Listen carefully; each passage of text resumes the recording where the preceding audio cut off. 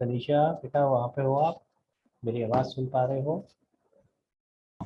Yes sir, बस 2 minute. अच्छा, चलो जल्दी करना बेटा। ठीक है, आई एम मीटिंग। हाँ जी, बाकी रहो। भाई वीडियो देखा आप लोगों ने? हाँ, एक छोटी सी मैंने आपको वीडियो भेजी थी।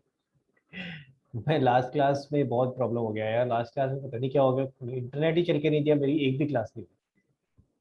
और फिर मैंने कहा अब तुम्हारा टाइम वैसे निकलता जा रहा है, तो इससे अच्छा है कि हम आपको टाइम वेस्ट नहीं करें और यूटिलाइज करते हैं इसको। तो कोई ऐसा जिसने वीडियो नहीं देखी है? आप में से कोई ऐसा बता जिसने वीडियो नहीं देखी है भाई? Raise your hand please. हाँ रजत, बाकी सबने देख ली? तो रजत तूने क्यों नहीं देखी बेटा? सब पेपर्स चल रहे हैं ऑफलाइन। तो सब मैथ्स का पेपर था, एक दिन की छुट्टी थी सर, इसलिए पूरे दिन ही पढ़ रहा था सर, मोबाइल भी नहीं देखा उस दिन पूरा। और बाप रे, इतना बड़ा सेक्रीफाइस! सर सही में। पूरे एक दिन में सोशल मीडिया से दूर रहा? सर नहीं बता रहा हूँ। अरे सर मैं मैथ्स का पेपर मैं भी इतना तो लंबा मैं पड़ा था। मैं भी तो उसको रिकन्फर्म कर रहा हूँ कि यही इसका मतलब तो ये ना कि वो बाप रे पूरे एक दिन में सोशल मीडिया से दूर रहा है रजत। हमारे टाइम पे अलग तरह के सेक्रीफाइस होते थे यार, तुम अलग तरह के करते हो, तो ये तो फर्क है। हमारे टाइम में हम करते थे, हमने नीचे पूरे। भी नहीं गया। हाँ, मैं भी ये कह रहा हूँ, पूरे एक दिन मैंने टीवी नहीं देखा, हम ऐसे करते थे। टीवी तो अब है देखने ना? भी नहीं देती मम्मी। टीवी का अब शौक भी नहीं रहा है ना, सब कुछ तो फोन पे देख लेते हैं। जब मर्जी नेटफ्लिक्स चला लिया, अमेजोन प्राइम चला लिया। अब कहाँ, हमारे यहाँ भी शौक नहीं रहा यार, हमारा तो टीवी ऐसे ही शोपीस बन के रखा हुआ है, बहुत ही कम चलता है। हाँ जी। तो भाई रजत, कभी ऐसा सीन होता है तो मेरे को पहले बताना चाहिए ना भाई। मैंने पहले भी बोला है कि ऐसा नहीं होना चाहिए ना, मैं आके पूछ रहा हूँ तो फिर आप कह रहे हो कि नहीं करा। पहले से बताया करो, मुझे बता दिया करे एटलीस्ट कि ये सिचुएशन है सर, ये इस वजह से नहीं देख पाऊंगा। समझ रहे हो ओके मैं क्या सर। बोल रहा हूँ? Yes sir. हाँ। और अवनी, आपने क्यों नहीं देखा बेटा? सर मेरा लास्ट वाला वीडियो बचा है, बाकी 2 देख लिए। अच्छा, लास्ट वाला बचा मैंने कितने भेजे थे? 4 भेजे थे? 3 भेजे। 3 भेजे थे? 2 नहीं भेजे थे? मुझे तो 2 हाँ, ध्यान है यार। 3 तीन कैसे भेजे। है? तीन तीन तीन? अच्छा, 1 2 3, अच्छा ओके। एक रह गया है। तो जो देखा है वो समझ में आया? थोड़ा बहुत। थोड़ा बहुत, ये तो बड़ा खतरनाक सा वर्ड है यार। या तो आया या नहीं आया, ये बेटर होता है बेटा। ये थोड़ा बहुत बोलने से ना ये हम फंस जाते हैं बीच में। और थोड़ा बहुत का मैं क्या मतलब लूँ? सर प्रोविजन वाले में थोड़े डाउट, मतलब अब होता नहीं, को एक बार में देखना पड़ता है देख, कैसे एक कैसे। बार में नहीं होता इज डज नॉट मीन कि समझ नहीं आया। दोनों में फर्क होता है। देखो, अगर कोई भी चीज, मैं एक सिंपल सी बात करता हूँ, ध्यान से सुनना मेरी बात। आपने वो देखिए क्या नाम है, आप प्लेन में जाते हो, कभी गए होगे है ना बेटा? तो हाँ। फ्लाइट में जाते हो तो जो वो प्लेन चलाता है पायलट, हाँ, तो भाई उसको तुम्हें क्या लगता है एक बार में सीख लिया होगा उसने? अरे जू करके उड़ाया और जू करके मैंने नीचे लैंड कर दिया, है ना? एक बार में आ गया। तुझे पता है कितने घंटों की प्रैक्टिस होती है उनके, कितने आवर्स होते हैं? और नंबर ऑफ आवर्स में बोलते हैं, अदरवाइज तो नंबर ऑफ डेज होते हैं। बट वो आवर्स में काउंट करते हैं प्रैक्टिस को, कि कितने घंटे, 2000 घंटे, 3000 घंटे, ऐसे वो घंटों में काउंट करते हैं। तो कितनी मेहनत करते हैं वो भी, तब जाके परफेक्शन आता है ना यार। तो ऐसे ही थोड़ी ना आ जाता है। तो देख, अगर गलती होती है वो कोई बात नहीं है, गलती हो रही है, आपको गलती समझ आ रही है, देन इट इज ओके। अगर समझ में नहीं आ रहा कि करना कैसे है, वो स्टेप्स समझ नहीं आ रहे हैं, तो फिर करना, फिर समझना जरूरी है। तो इसीलिए ये चीज अगर आप कहते हैं ना सर एक बार में नहीं होता, वो कोई बात नहीं है, एक बार में नहीं होता कोई बात नहीं, वो चलेगा। सेकंड टाइम में समझ आ जाता है। Yes sir. तो मैं हमेशा एक एक सिंपल सी बात बोलूंगा, ध्यान से सुनना गाइस मेरी बात। कभी भी कोई डिफिकल्ट टॉपिक होता है ना, मैंने आपको पहले भी ये चीज शायद बताई होगी, कभी भी कोई डिफिकल्ट टॉपिक होता है तो सबसे पहले तो वही क्वेश्चन करा करो जो मैंने क्लास में कराया। तो अगर मैंने कोई क्वेश्चन कराया है ना आपको, जैसे मैंने जो आपको वीडियो दिया था तो उसके अंदर एक इलस्ट्रेशन होगा, तो सबसे पहले वही करा करो खुद। आपने पहले वीडियो देख लिया, समझ लिया कैसे हुआ है, फिर उसके बाद खुद करके देखो, ताकि आप उसको क्वेश्चन को कुछ हद तक रिलेट कर पाओगे कि ये अभी थोड़ी देर पहले किया था, क्या क्या स्टेप्स थे। और अगर कहीं अटक रहे तो पता चलेगा ना कहाँ अटक रहे हो। कोई नया क्वेश्चन करोगे तो उसके लिए आपके पास आंसर नहीं होगा टैली करने के लिए, I mean answer in the sense कि एटलीस्ट वीडियो नहीं होगा देखने के लिए कि सर ने कैसे कैसे स्टेप्स कराए, यहाँ तो स्टेप्स दिख रहे हैं आपको। तो इसीलिए कभी भी कोई मुश्किल चीज होती है तो ये मत सोचा करो अरे यार रिपीट क्यों करूँ, नया करते हैं, नहीं, आपके लिए तो वो नया ही है, आप पहली बार कर रहे हो, तो ये मत सोचो कि रिपीट कर रहे हो, ठीक है।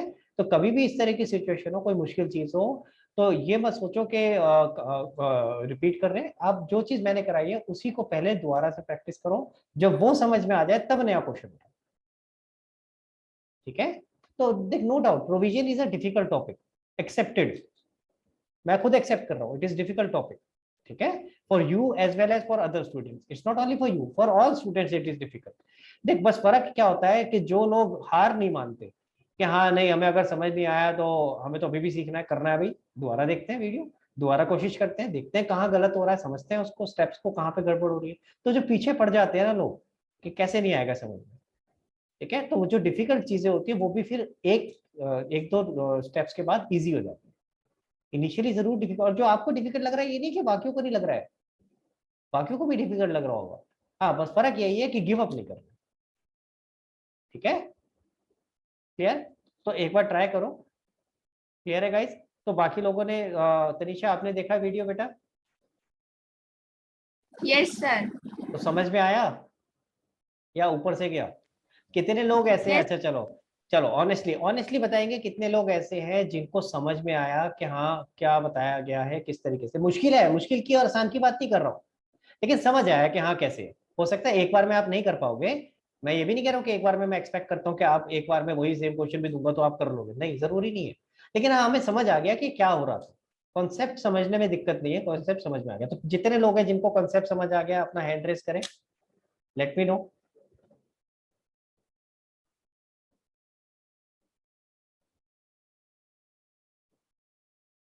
तो मेरे को सिर्फ 3 हैंड रेस दिख रहे हैं, बाकी प्रथम, भव्या, बोलो भाई, प्रथम कुछ बोलो तो सही फिर। ये सर मतलब एक बार और देखूंगा तो अच्छे से और हो जाएगा।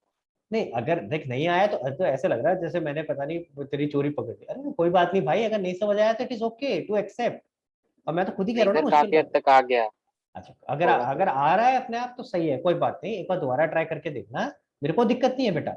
अगर देखो इसके बाद भी समझ नहीं आएगा और आपको समझना है तो डू लेट मी नो, मैं पूरा दोबारा से लाइव क्लास लेकर के करा दूंगा, कोई दिक्कत नहीं है, ठीक है। तो ये मत सोचना कि मैंने बस वीडियो भेज दिया तो इसका मतलब मैं आगे कराऊंगा ही नहीं इसको, हो गया बस। But I would still want कि हम एक बार दोबारा ट्राई करके देखते हैं, समझते हैं, जैसे प्रथम ने कहा कि एक बार और दोबारा देख के करेंगे। लेकिन प्रथम एक एक चीज बोलूंगा, करके देखियो अपने हाथ से, सिर्फ वीडियो देखते रहेंगे तो नहीं होगा, यस ठीक है। सर। तो आप चाहे वीडियो देख करके आपने एक मान ले एक 2-3 स्टेप्स देख लिए वीडियो के, एक साल का कैसे बनाते हैं, अब एक साल का खुद बना के देखना, फिर उसके बाद आगे का देखना अगले साल का कैसे, फिर अगले साल का खुद बना के देखना, ठीक है। पर जब तक अपने हाथ से नहीं करोगे तो नहीं आएगा बेटा, तो वो तो करना ही पड़ेगा, अपने हाथ से प्रैक्टिस करके देखना पड़ेगा, ठीक है। तो एक बार ट्राई करेंगे, अगर उसके बाद भी दिक्कत आती है, नहीं समझ आता है तो मुझे बताना, मैं करके दोबारा से आपको दिखा दूंगा। और मैंने एक चीज और बोली थी, अपने स्कूल में चेक करना बेटा कि ये वाला टॉपिक जो है वो आपके स्कूल में है या नहीं है, तो देख लेना, अगर नहीं है तो फिर बहुत ज्यादा दिमाग मारने की जरूरत नहीं है, क्योंकि नॉर्मली इसमें से क्वेश्चन नहीं आते, लेकिन अगर आपकी टीचर कहती है नहीं नहीं आ सकता है तो फिर कर लेंगे भाई, कोई दिक्कत नहीं है, ठीक है। चले आगे, चलो तो आज विद फ्रेश माइंड एक नया टॉपिक शुरू करते हैं, एक नया चैप्टर शुरू करते हैं, जिसका नाम है, क्या नाम है भाई, रिजर्व एंड, नहीं सॉरी रिजर्व नहीं, provision and reserve, provisions and reserves. तो किस किस के स्कूल में ये टॉपिक हो चुका है, ये चैप्टर हो चुका है, बताओ भाई हैंड रेस करके, किस किस के यहाँ पे ये चैप्टर हो चुका, किसी के नहीं हुआ, नोबडी, रजत के में हो चुका है, हाँ रजत, हुआ नहीं है सर फर्स्ट टर्म का, मतलब ये फर्स्ट टर्म में नहीं आ रहा था तो मैम ने थोड़ा सा करा के छोड़ दिया। भाई ये क्या था, थोड़ा सा करा के छोड़ दिया, तो क्या कराया मैम ने, क्या बताया है? सर नहीं, उसके बाद सर पेपर वगैरह, तो पेपर पे क्लासेस नहीं है सर, याद नहीं आ रहा, पहले कराया था ना, तो पेपर शुरू हुआ तो पेपर वो भूल गया। कुछ तो याद होगा, ऐसे नहीं होना चाहिए भैया, ब्लैंक थोड़ी ना होना चाहिए। अब तो सोच हमारी क्लास हो रही है, मैं तेरे को क्लास में कुछ पढ़ा रहा हूँ, तूने रिवीजन नहीं करी है, तो मैं अगर तेरे से पूछूंगा तो कहेगा सर मुझे तो कुछ याद ही नहीं है, तो मुझे तो अच्छा नहीं लगेगा यार, इतनी कहानियां सुनाता हूँ तुम्हें, है कुछ भी याद नहीं, ऐसे कैसे हो सकता है, कुछ तो याद होना अरे चाहिए। सर वो ऐसा नहीं है सर, हाँ मैम ने बहुत पहले कराया था, उसका बीएसटी कराने लग गई थी ना सर रिवीजन के लिए, तो उसके बाद से सर एक या चल डेढ़ कोई महीना हो बात गया। नहीं, कोई बात नहीं। बट मैं वैसे नहीं, मैं भी इन जनरल कह रहा हूँ बेटा, 1 1.5 महीना 2 महीने 4 महीने भी हो जाए, देखो आपको एक चीज और बता दूं, आगे जा करके खास करके, अभी तो 11th है, 12th में जब पहुंचोगे तब तक ऐसी तैयारी होनी चाहिए आपकी कि आपको किसी भी समय कोई भी टॉपिक पूछ लिया जाए तो आपको अच्छे से आता हो। समझ आ रही है मेरी बात? उसके लिए रिवीजन की जरूरत नहीं होनी चाहिए, तो आपकी इतनी प्रैक्टिस हो चुकी होनी चाहिए कि हमें अच्छे से, हमारे को रट गया है, अच्छे से हमारे अंदर बस गया है। रटना वर्ड भी ठीक नहीं है, अच्छे से बस गया है कि हमें सारी चीजें अच्छे से दिमाग में स्टेप सारे याद है, कैसे कैसे क्या चीज करनी होती है, क्या क्या कॉन्सेप्ट होता है। तो इतनी प्रैक्टिस हमारी होनी चाहिए, ठीक है। हाँ जी। तो गाइज आज समझते हैं प्रोविजन एंड रिजर्व्स क्या होता है। तो मैं चाहूंगा पहले शुरू करने से पहले कौन आज मेरे साथ पार्टिसिपेट करेगा। ओके, तो निशात ने सबसे पहले हैंड रेस किया, तो निशात को ले लेते हैं, आज एक ही जने ने हैंड रेस किया। हाँ निशात, परीक्षा कह रही है भाई यार मेरा मन नहीं है आज, हाँ ऐसे कर देते हैं, कोई बात नहीं है, चलो। हाँ निशात बताओ। अच्छा कुछ बोल रही थी परीक्षा, बोल बोल बोल, अरे बोल बोल कोई बात नहीं, अरे बोल बोल बोल। आप वो बीच में रैंडमली कर देना जिसमें हैंड नहीं रेज किया, आपको खुद उठाए थे, जैसे मैंने नहीं किया इस बार, मैं पिछली बार समझ मैंने किया था। गया। नहीं कोई बात नहीं, मैं रैंडमली ले रहा हूँ ऐसे किसी को भी, तो आज निशात के साथ करते हैं, नेक्स्ट टाइम तेरे साथ करें, ठीक है। चलो भाई गाइस, आपको स्क्रीन शेयर्ड है, स्क्रीन पे दिख रहा है लिखा हुआ प्रोविजन एंड रिजर्व्स। तो गाइस सबसे पहले तो प्रोविजन और रिजर्व होता क्या है, इसका मतलब समझना है, ठीक है। निशात, ये समझने से पहले ये क्यों बनाते हैं उसके पीछे आता है, क्या लॉजिक है इसका। तो आपने एक प्रिंसिपल किया था जिसका नाम था कंजर्वेटिज्म। तो याद है वो कंजर्वेटिज्म का प्रिंसिपल क्या था, और उसको एक नाम से और बुलाते थे, एक और भी नाम था। सर कंजर्वेटिज्म, सर उसमें ये था कि जो भी एक्सपेंसेस या लॉसेस फ्यूचर में होने वाले हैं उसको पहले रिकॉर्ड कर लेना है, और जो प्रॉफिट और गेन है, जो भी रेवेन्यू है उसको नहीं रिकॉर्ड करना है, सिर्फ जो एक्सपेंसेस और लॉसेस देखते हैं कि फ्यूचर में होंगे। हाँ, तो तूने और सही जो बात भी बोली है, तूने गलत नहीं बोला है, पर थोड़ा सा कुछ कीवर्ड्स मिसिंग है जो कि मैं कोशिश करता हूँ फिल इन करने की। आपने कहा कि जो लॉसेस होने वाले हैं उसको जल्दी रिकॉर्ड कर लेना। तो लेट्स नॉट से जल्दी रिकॉर्ड कर लेना, लेट्स से जो लॉसेस या एक्सपेंसेस कहाँ, पहले तो कहाँ होने वाले, फ्यूचर में, जो लॉसेस या एक्सपेंसेस फ्यूचर में होने वाले हैं उन्हें रिकॉर्ड कर लेना as soon as you realize. कब रिकॉर्ड करेंगे हम, जैसे हमें लगेगा, पता चलेगा कि हाँ ये लॉसेस होने वाले हैं, as soon as you realize that these losses would gonna be income. ठीक है, समझ आई मेरी बात, क्लियर हुआ बेटा।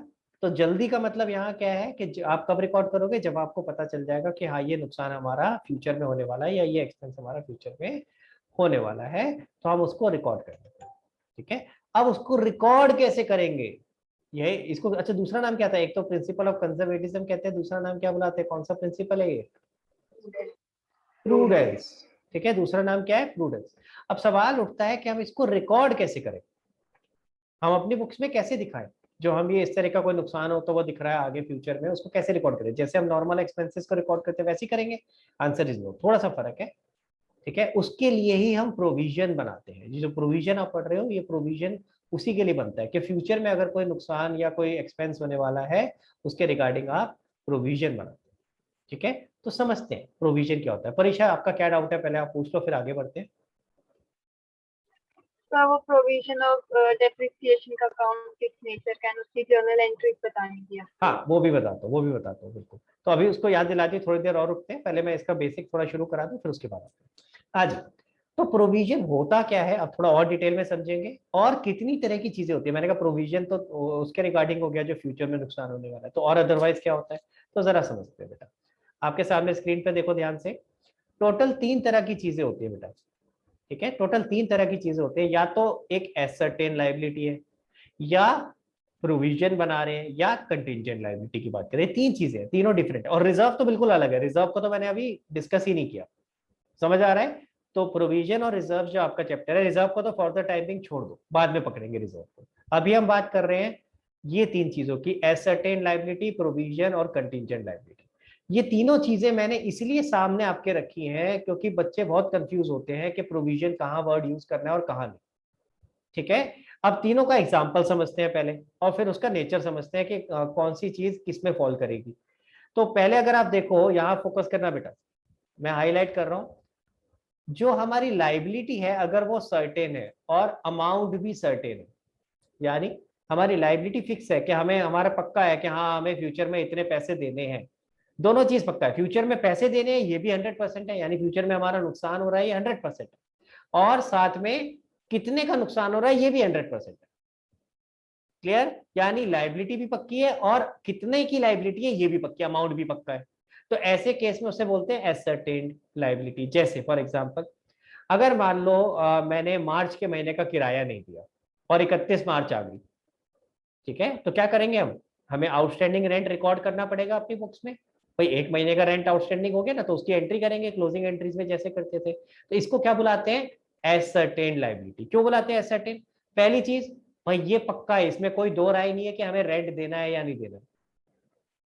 समझ में आ रही है बात, इसमें कोई दो राय नहीं है। सो लाइबिलिटी इज सर्टेन कि हमें रेंट तो देना ही, हमारा एग्रीमेंट है उसके हिसाब से हमें मार्च के महीने का रेंट जो ड्यू था हमने नहीं दिया वो देना है। ठीक है, तो लाइबिलिटी इज सर्टेन। कितना देना है ये भी सर्टेन है भाई, एग्रीमेंट में लिखा है, for example 10,000 rupees per month, 10,000 रुपए देना है।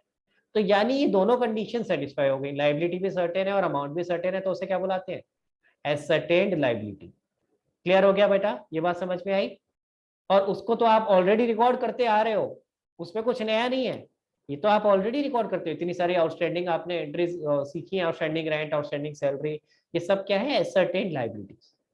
क्लियर, और ये हमारी बुक्स में जब आप इसको रिकॉर्ड करते हो तो कहाँ पे आ जाता है, बैलेंस शीट में, लाइबिलिटी साइड में। वो अभी आपको आगे जाकर जब आप सीखोगे तो पता चल जाएगा, फाइनेंशियल स्टेटमेंट भी आपने करा नहीं है पूरा। ठीक है, तो जब आप आगे फाइनेंशियल स्टेटमेंट वाला चैप्टर करोगे तो वहां और क्लियर होगा। अब दूसरे पे आते हैं, प्रोविजन, ये क्या होता है। अब मैं एक एग्जांपल लेता हूं, मान लो कोर्ट का केस चल रहा है, ठीक है, कंपनी के ऊपर किसी ने केस डाल दिया कि भाई इतना पैसा बनता था इसने मुझे नहीं दिया है। अब वो केस चल रहा है अभी कोर्ट में, कोर्ट में तो आपको पता है केस चलता है भाई, लंबा समय। सामने वाला बंदा अपने अपनी बातें रखेगा, आप अपनी बातें रखोगे, चलता रहेगा चलता रहेगा। अब 31 मार्च आ गई, अब सवाल उठा कि भैया क्या हम इस जो कोर्ट में केस चल रहा है इससे रिगार्डिंग कोई खर्चा या कोई नुकसान हम रिकॉर्ड करें या नहीं करें। समझ आ रही है मेरी बात, क्लियर? अब उस सवाल का जवाब कैसे देंगे, अगर कोर्ट केस जो चल रहा है उसका ऑर्डर आ गया 31 मार्च से पहले और आपके अगेंस्ट आया, तब तो बात खत्म, फिर तो एसर्टेन लायबिलिटी होगी भाई। कोर्ट ने डिसाइड कर दिया जी आपकी गलती है, आपको इनको पैसे देने हैं, और मान लेते हैं 10 लाख रुपए देने हैं, तो फिर तो वो क्या हो गया, एसर्टेन लायबिलिटी। तो लायबिलिटी सर्टेन हो गई भाई, आपकी ये भी पक्की हो गई कि आपको देने हैं, और कितने देने ये भी पता चल गया, 10 लाख रुपए देने। समझ आया? लेकिन अगर 31 मार्च तक कोर्ट का डिसीजन नहीं आया और अभी आप सोच रहे हो कि भाई क्या करा जाए, अभी तो चल रहा है, अभी तो दोनों तरफ से अपने अपने सब रिप्रेजेंटेशन चल रही है, तो ऐसे केस में क्या करें। अब ऐसे केस में दो सिनेरियो हो सकते हैं। एक हो सकता है, अगर आपको ये पक्का पता है कि मैं हार जाऊंगा, अगर आपको ये पक्का पता है कि मैं हार जाऊंगा, जैसे आपको दिख रहा है कि सारे गवाह मेरे खिलाफ है, सारे सबूत मेरे खिलाफ है, जज ने भी ये बोल दिया है कि हाँ भाई अगर यही सारे सबूत है तो इसके हिसाब से तो तुम्हारे नेगेटिव नेगेटिव रिजल्ट जाने वाला है। हाँ, उसने प्रोनाउंस नहीं किया, अभी फाइनल नहीं किया कि आपके नेगेटिव हो गया है या फिर आपके कितने ऊपर, आपके ऊपर कितने की पेनल्टी लगेगी, अमाउंट वगैरह ये सब फाइनल नहीं। लेकिन हाँ, आपको देख के लग रहा है कि आपके अगेंस्ट जाने वाला है। तो अगर आपको ये दिख रहा है कि आपके अगेंस्ट जाने वाला है, तो यानी पहली कंडीशन तो सेटिस्फाई हो गई, लायबिलिटी इज सर्टेन। आ रही है बात समझ में, क्लियर हुआ? लायबिलिटी तो पक्की होगी भाई कि हाँ लायबिलिटी तो आएगी आएगी। पर क्या आपको पता है कितने की लायबिलिटी आएगी, 2 लाख, 5 लाख, 10 लाख? जब तक ऑर्डर नहीं आएगा तब तक तो पता ही नहीं है। तो ऐसे केस में क्या हो गया, अमाउंट इज नॉट सर्टेन। ऐसे केसेस में हम प्रोविजन बनाते हैं। समझ आ रही है बात, ऐसे केसेस में हम प्रोविजन बनाते हैं। तो जब हम लिखते हैं, इसको रिकॉर्ड करते हैं, तो हम आउटस्टैंडिंग के नाम से नहीं करेंगे, हम इसको बोलेंगे provision for court case. For example, provision for court case या provision for losses against court case. समझ आ रही है मेरी बात, क्लियर? तो उसको प्रोविजन का नाम देंगे ताकि कोई भी पढ़े, अगर प्रोविजन वर्ड पढ़ेगा तो उसको समझ आ जाएगा कि यहाँ पे अमाउंट फिक्स नहीं है, ये जस्ट एक एस्टिमेट है। क्लियर हो गया? तो प्रोविजन से दो बातें समझ आती हैं कि हमें ये तो दिख रहा है कि फ्यूचर में नुकसान होगा, होगा, ये पक्का हो गया, लेकिन कितना होगा ये पक्का नहीं है। समझ आ रही है मेरी बात, क्लियर? तो एक एग्जांपल मैंने प्रोविजन का अभी दिया आपको, कोर्ट केस चल रहा है। और एग्जांपल ले लेते हैं, 31 मार्च आ गई है, आपका हर महीने बिजली का बिल आता है। अब 31 मार्च का बिजली का बिल तो भैया अप्रैल में जाकर के आएगा। अब मुझे अगर 31 मार्च को क्लोज करना है तो मुझे तो मार्च के महीने का बिल डालना पड़ेगा ना उसमें। अब ये तो पक्का है ना कि भैया बिल आएगा, ऐसा तो नहीं है ना कि 31 मार्च का बिल नहीं आएगा, इलेक्ट्रिसिटी कंपनी ने बोला अरे लकी ड्रॉ निकला तुम्हारा बिल खत्म। नॉर्मली ऐसे तो नहीं होता ना भाई। तो क्या होगा, हर महीने का बिल आएगा, 31 मार्च का भी आएगा, तो ये तो पक्का है कि हाँ बिल आएगा, तो लाइबिलिटी तो पक्की होगी, लाइबिलिटी इज सर्टेन। समझ आया? अब कितना आएगा नहीं पता, तो हम एक एस्टिमेट बेसिस पे एक प्रोविजन बनाते हैं ऐसे खर्चों का। तो 31 मार्च पे जिनका बिल बाद में आएगा, अप्रैल मई बाद में, अगर ड्यू डेट बाद में है, तो ऐसे खर्चों का हम एक प्रोविजन बना लेते हैं कि मार्च तक का खर्चा कितना हुआ। प्रोविजन का मतलब समझ में आना शुरू हुआ, यानी इट इज एन एस्टिमेट। ये 100% पक्का नहीं है कि इतना ही आएगा, इससे कम भी हो सकता है, ज्यादा भी हो सकता है। क्लियर? और ये प्रोविजन बनाते कैसे, ये एस्टिमेट बनाते कैसे? फॉर एग्जांपल अगर मैं मार्च के महीने का बिजली का बिल का रिकॉर्ड करना चाहूँ तो मैं कैसे करूंगा? दो तरीके हैं भाई, या तो जो मेरे पिछले 11 महीनों का बिल है उसकी एवरेज निकाल लूं, हर महीने बिल तो आता ही है ना यार, तो मैं उन 11 महीनों का निकाल लेता हूँ, एवरेज निकाल ली, पता चल जाएगा ऑन एंड एवरेज कितना बिल आता है। और अगर मैं कहता हूँ कि नहीं भाई वो तो 11 महीने बिजली हो सकता है कम यूज हुई हो, मार्च के महीने में ज्यादा होती है, जस्ट एज एन एग्जाम्पल, तो मैं एक काम और कर सकता हूँ, पिछले महीने के मार्च का बिल देख सकता हूँ कितना आया था। तो there are multiple ways to get into this estimation कि कितना हम एस्टिमेट करें। समझ आ रही है मेरी बात? क्लियर हुआ? थोड़ा सा आइडिया मिलना शुरू हुआ कि हम कैसे एस्टिमेट कर सकते हैं। तो ऐसे केसेस में हम प्रोविजन बनाते हैं, इसको बोलते हैं प्रोविजन। यहां तक क्लियर हुआ गाइस? तीसरा सिनेरियो, तीसरा थर्ड केस क्या है? Contingent liability. देखो जरा फर्क क्या है, कंटिंजेंट लायबिलिटी में तो लायबिलिटी ही फिक्स नहीं है, अरे अमाउंट तो सेकंड स्टेप है ना, यहाँ तो लायबिलिटी ही फिक्स नहीं है कि लायबिलिटी भी हमारे ऊपर आएगी कि नहीं आएगी। जैसे अभी मैं कोर्ट केस की बात कर रहा था, एक तरफ तो मैंने एग्जांपल लिया कि भैया मेरे को दिख रहा है कि मैं हार गया हूँ, तो मैं जज साहब ने इंडिकेशन दे दिया कि मेरे अगेंस्ट है। लेकिन अगर ऐसा सिचुएशन नहीं है, दोनों में से कोई भी जीत सकता है, मैं भी जीत सकता हूँ, सामने वाली पार्टी भी जीत सकती है, तो ऐसे केस में मैं क्या बोलूंगा, अभी तो लायबिलिटी सर्टेन नहीं है भाई, मैं क्यों रिकॉर्ड करूं इसको? आ रही बात समझ में? तो अगर लायबिलिटी सर्टेन नहीं है तो मैं इसको रिकॉर्ड ही नहीं करूंगा, तो इसको क्या बुलाते हैं? Contingent liability. कंटिंजेंट का मतलब क्या होता है? It may or may not arise, it may or may not arise depending upon happening of a future event. यानी फ्यूचर में क्या इवेंट होगा उसके हिसाब से डिसाइड होगा कि ये लायबिलिटी आ भी सकती है और नहीं भी आ सकती, दोनों में से कुछ भी हो सकता है। समझ आ रही है मेरी बात? क्लियर है? तो उसको बोलते हैं कंटिंजेंट लायबिलिटी। क्लियर हो गया गाइस? ये बात समझ आई? तो मैंने आपको 3 सिनेरियोज बताए। 3 सिनेरियोज क्या है? एक तो एसर्टेन लायबिलिटी, वो तो आई थिंक आप करते ही आ रहे थे, तो वो तो क्लियर होना चाहिए, उसमें प्रॉब्लम नहीं होना चाहिए। भाई अगर 31 मार्च को कोई आपको एक्सपेंस पे करना था, आपने नहीं पे किया, तो उसके लिए आप आउटस्टैंडिंग बनाओगे, दैट इज एसर्टेन लायबिलिटी। दूसरा है प्रोविजन, उसमें और एसर्टेन लायबिलिटी में फर्क क्या है? एसर्टेन लायबिलिटी में लायबिलिटी भी फिक्स थी, अमाउंट भी फिक्स था, यहाँ अमाउंट फिक्स नहीं है। ठीक है? प्रोविजन के और एग्जांपल्स दूं मैं आपको, प्रोविजन के और एग्जांपल समझ लेते हैं। जैसे एक होता है बैड डेट। बैड डेट तो क्या होता है कि आपका इतने डेटर्स मुकर गए पैसे देने से, और आपने अब हार मान लिया और अपनी बुक्स में आप बैड डेट रिकॉर्ड कर कि भैया इतने डेटर से तो पैसे नहीं मिले। ठीक है? एक होता है provision for debt, doubtful debt. और प्रोविजन फॉर डाउटफुल डेट क्या होता है? भाई देखो, आप हर साल जब देखते हो, हर साल मेरे कुछ ना कुछ डेटर तो पैसे खा जाते हैं। अब लिटरली मनी उठा के खा नहीं जाते, समझ गए ना खा जाते हैं का मतलब क्या? ठीक है? तो यानी कि वो आपके पैसे नहीं देते। तो ऑन एन एवरेज आप देखते हो यार, हर साल मेरे कुछ ना कुछ डेटर तो ऐसे निकल ही आते हैं, और बिजनेस में ये आमतौर पे होता है। आप जितने मर्जी प्रिकॉशन ले लो, लेकिन ऐसे कुछ ना कुछ लोग निकल आते हैं जो आपके पैसे नहीं देते। तो आपने हिसाब लगाया पिछले 4 साल में, पिछले 5 साल में ऑन एन एवरेज हर साल मेरे कितने डेटर्स ऐसे हैं जो जिनसे पैसे नहीं मिलते। तो आपने देखा 5% डेटर ऐसे हैं, अगर परसेंटेज टर्म्स में बात करें। तो आपने कहा कि क्यों ना फिर मैं एक काम करूं, जब मुझे दिख ही रहा है कि हर साल मेरे 5% डेटर से पैसे मरेंगे, नहीं मिलेंगे, तो क्यों ना मैं उसका एक प्रोविजन बना के रखूं, ताकि जब एक्चुअल बैड डेट हो तो मैं उस प्रोविजन के साथ उसको सेट ऑफ कर सकूं। आ रही है बात समझ में? तो ऐसे केसेस में हम क्या करते हैं, एक प्रोविजन फॉर डाउटफुल डेट बना लेते हैं। मैं आपको एग्जांपल दे रहा हूँ प्रोविजन कहाँ कहाँ हो सकते हैं। तो प्रोविजन एक एग्जांपल लिया था मैंने, कोर्ट केस के लिए हो सकता है। दूसरा कहाँ हो सकता है बेटा? प्रोविजन फॉर क्या बोलते हैं, कौन सा बोला अभी, डाउटफुल डेट।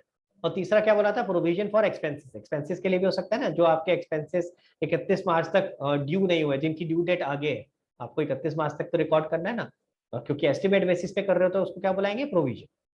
क्लियर हुआ बेटा? ठीक है, तो ये 3 तरह के प्रोविजंस का मैंने आपको एग्जांपल दे दिया।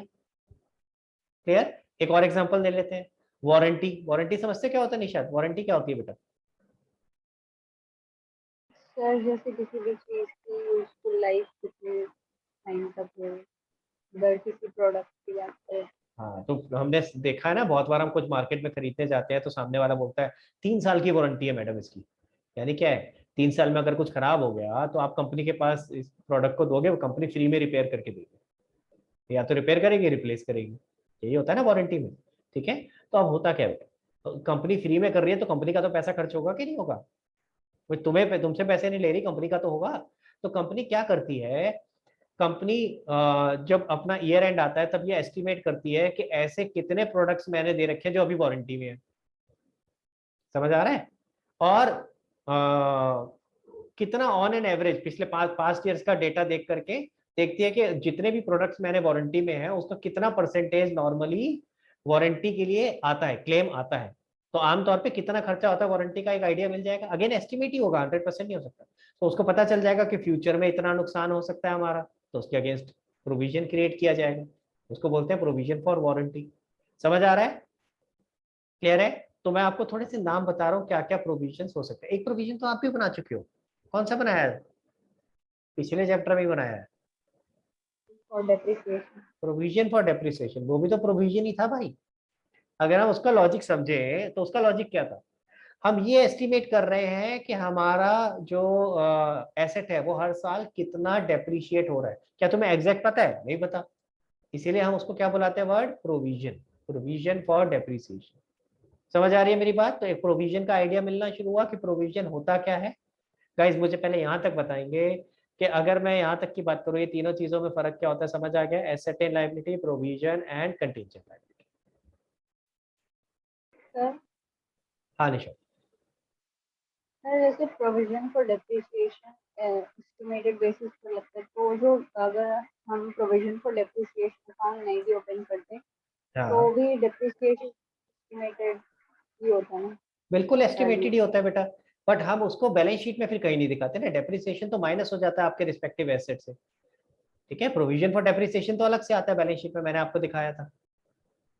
ठीक है, तो ये जो प्रोविजंस होते हैं सारे के सारे, और इससे एक हेल्प भी मिल गई, तो ये सारे के सारे प्रोविजन जितने भी आप बना रहे होगे सारे क्या होंगे, ईयर एंड पे बैलेंस शीट में दिखाई देंगे। कहाँ पे आएंगे, किस साइड में आएंगे बैलेंस शीट की? Debit side. डेबिट साइड नहीं होती बेटा, बैलेंस शीट में डेबिट क्रेडिट नहीं होता, बैलेंस शीट में एसेट और लायबिलिटी होता है। कौन सी साइड में आएंगे provision? Provision for depreciation like. सोचो, देखो जरा, आपके आपने करा था ना, क्वेश्चन करा होगा, देखो उसमें कहाँ लिखा है, चेक करो अपनी कॉपी में, चेक करो प्रोविजन फॉर डेप्रिसिएशन कहाँ लिखा था। हाँ शगुन? सर एसेट साइड में आएंगे। एसेट साइड में आएगा, जरा देखते हैं एक बार। गाइस ध्यान देना, अच्छी चीजें बता रहा हूँ, इंपॉर्टेंट और मजेदार चीजें, तो ध्यान देंगे जरा। देखिए जरा, प्रोविजन क्या एसेट साइड में आ रहा था? खुलजा सिम सिंह, कोड चेंज हो गया, कोई बात नहीं, दूसरा ट्राई करते हैं।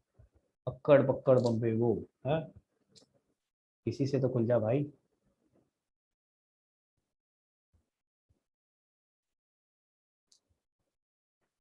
हाँ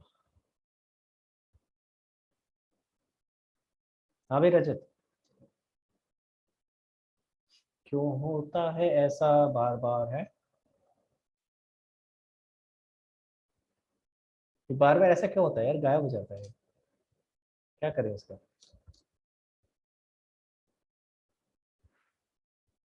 लेट अस ट्राई हियर। खुला खुला, कुछ तो खुला, अरे मिल गया। देखो भैया, सब लोगों को स्क्रीन पे दिखाई दे रहा है कैसे लिखा है प्रोविजन? ठीक है, अब गाइस ध्यान से सुनना। शगुन जो आपने बोला, आपने जो बोला बेटा वो ठीक नहीं है, लेकिन आपकी गलती नहीं है, क्योंकि आपने अभी आधी चीज समझी थी, अब बाकी आधी चीज में अभी समझा रहा हूँ। तो आपने कहा ये एसेट साइड पे आता है, तो ये तो एसेट में ही दिख रहा है भैया, एसेट साइड पे आ रहा है, लेकिन technically it is not an asset, it is a liability. तो जरा ध्यान से देखेंगे बेटा, तो टेक्निकली अगर मैं बात करूं, मैं यहाँ बना के दिखा रहा हूँ साथ में, तो हमें इसको दिखाना कैसे चाहिए, ध्यान देंगे बेटा। इधर लायबिलिटी आ गई, इधर एसेट आ गया, ठीक है। तो टेक्निकली होना चाहिए plant and machinery is a asset, वो यहां आना चाहिए, और प्रोविजन इज अ लायबिलिटी, तो वो यहां आना चाहिए। आ रही है बात समझ में? सो टेक्निकली तो इस तरीके से दिखना चाहिए। और इनफैक्ट अगर आप कभी बैलेंस शीट देखोगे ना किसी की, तो किसी किसी ने ऐसे भी दिखा रखा होता है, तो फिर कंफ्यूज मत हो जाना, ठीक है। तो टेक्निकली अगर मैं चलूं तो प्रोविजन फॉर डेप्रिसिएशन क्या है, इट इज अ लायबिलिटी। समझ आ रही है मेरी बात, इट इज अ लायबिलिटी। हाँ, हम एसेट साइड में क्यों दिखा रहे हैं, it is just a way of presentation. हम एसेट में से माइनस करके दिखा रहे हैं, हम एसेट में से माइनस करके दिखा रहे हैं। तो मैं अगर लायबिलिटी साइड में दिखा रहा हूँ या एसेट में से माइनस करके दिखा रहा हूँ, बैलेंस शीट मेरी फिर भी टैली हो जाएगी। समझ आ रहा है मेरी बात, क्लियर? एक एग्जांपल लेके दिखा देता हूँ आपको, क्योंकि ये तो इनकम्प्लीट है, ऐसे तो समझ में आएगा नहीं। तो मान लेते हैं यहाँ पे कैपिटल है कितना, 42,500, ठीक है। जरा चेक करो मैच हुआ कि नहीं हुआ दोनों साइड।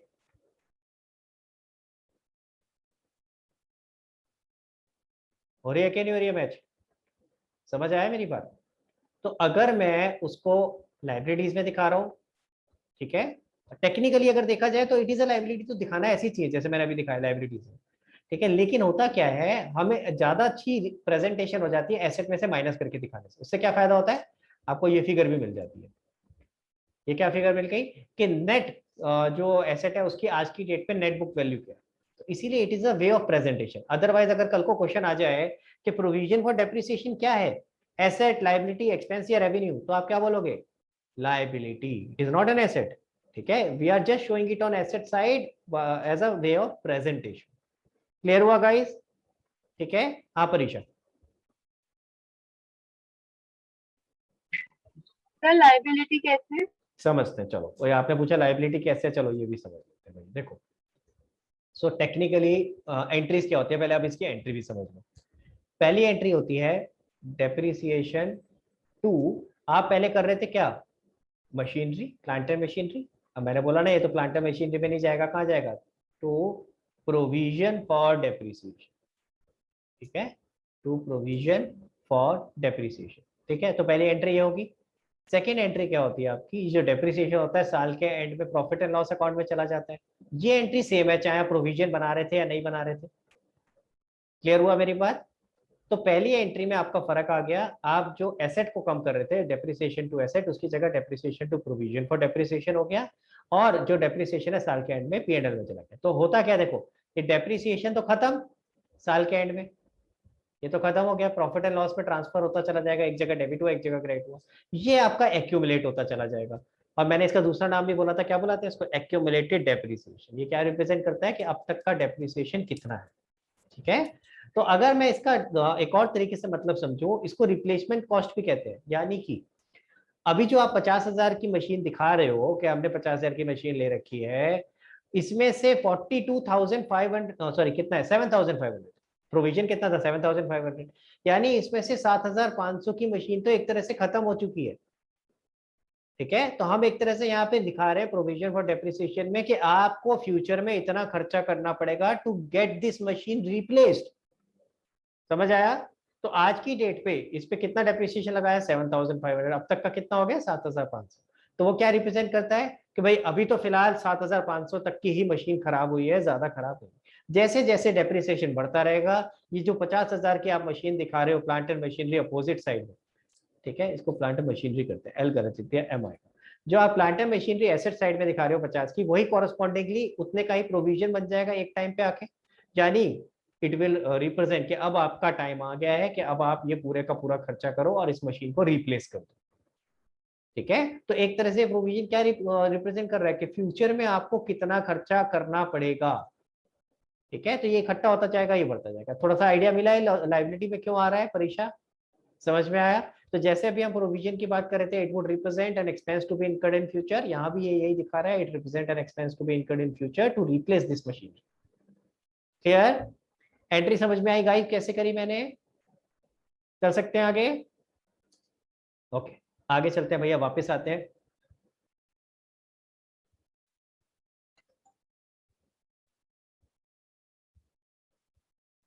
हाँ जी, क्लियर। अब इसका जरा एक बार एंट्री यहाँ भी देख लो, यहाँ भी समझ लो। अगर मैं एसेटेन लाइबिलिटी की बात कर रहा था तो मैं वहां पे आउटस्टैंडिंग के नाम से लाइबिलिटी रिकॉर्ड कर रहा हूँ, तो जैसे एंट्री क्या कर रहा हूँ, rent to rent outstanding, clear है। इसी तरीके से दूसरी एंट्री क्या कर रहा हूँ, सैलरी है मान लो, तो सैलरी टू सैलरी आउटस्टैंडिंग, तो आउटस्टैंडिंग ऐसी करते हैं ना, ऐसी एंट्री क्रिएट करते हैं, क्लियर। और जो रेंट होगा वो साल के एंड में ट्रांसफर हो जाएगा प्रॉफिट एंड लॉस अकाउंट में। तो दूसरी एंट्री अगर मैं करना चाहता तो क्या होती, profit and loss account debit, profit and loss debit to rent. Again ये चीजें आपको अभी डिटेल में नहीं कराई है, जब आप फाइनेंशियल स्टेटमेंट करोगे मेरे साथ आगे चैप्टर, तो वहां पे और अच्छे से डिटेल में समझ आएगा। बट मोटा मोटा समझो, जो आपका खर्चा है वो साल के एंड में कहाँ चला जाएगा, प्रॉफिट एंड लॉस। क्लियर हुआ।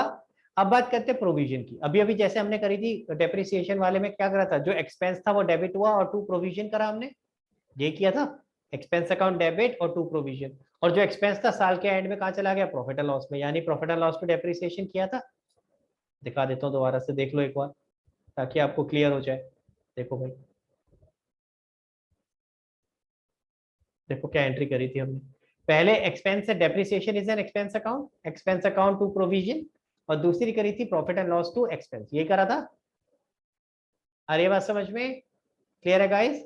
अब देखो सिमिलरली कोई भी एक्सपेंस हो, ये तो डेप्रिसिएशन था, ऐसी कोई भी एक्सपेंस होगा तो पहले एक्सपेंस टू प्रोविजन होगी और फिर P and L two expense होगी। तो जरा देखें यही करिए कि नहीं हमने। देखो पहले क्या है, एक्सपेंस टू प्रोविजन, तो अगर इलेक्ट्रिसिटी एक्सपेंस की बात करते हैं तो उसकी एंट्री भी क्या होगी, इलेक्ट्रिसिटी एक्सपेंस टू प्रोविजन, और दूसरी एंट्री क्या होगी, profit and loss to electricity expense. वैसे सेम पैटर्न पे हुई कि नहीं हुई, जैसे हमने वहां करी थी अभी प्रोविजन फॉर डेप्रिसिएशन में। आई बात समझ में, क्लियर हो गया गाइस। और अगर मैं इसकी डायरेक्ट एंट्री बनाना चाहता तो इन दोनों एंट्रीज को कंबाइन करूंगा तो डायरेक्ट क्या बन जाएगी बेटा, जो इलेक्ट्रिसिटी एक्सपेंस है वो तो कैंसिल आउट हो गया, तो P and L two provision for electricity expense. तो मैं डायरेक्ट एंट्री ऐसे भी बना सकता, समझ में आई मेरी बात। अगर मैं कंबाइन करके करना चाहूँ तो इस तरह से हो सकती है। Guys are you with me, clear है। मुझे थम्स अप करके बताओ पहले यहाँ तक समझ आया कि नहीं आया। तो प्रोविजन आपको बता दिया मैंने किस तरीके से एंट्री होती है, और प्रोविजन कहाँ जाता है, बैलेंस शीट में लायबिलिटी साइड। और कंटिंजेंट लायबिलिटी कैसे दिखाते हैं, इसकी कोई एंट्री नहीं होती भाई। कंटिंजेंट लायबिलिटी तो अभी पता ही नहीं ना कि आएगी कि नहीं आएगी, अभी तो फ्यूचर में अराइज होगी या नहीं होगी ये भी नहीं पता, तो अब इसकी कोई एंट्री नहीं करते। लेकिन हाँ एक और आपका प्रिंसिपल था जिसको बोलते हैं फुल डिस्क्लोजर प्रिंसिपल, याद है निशाद क्या बोलता था फुल डिस्क्लोजर प्रिंसिपल। सर मतलब जो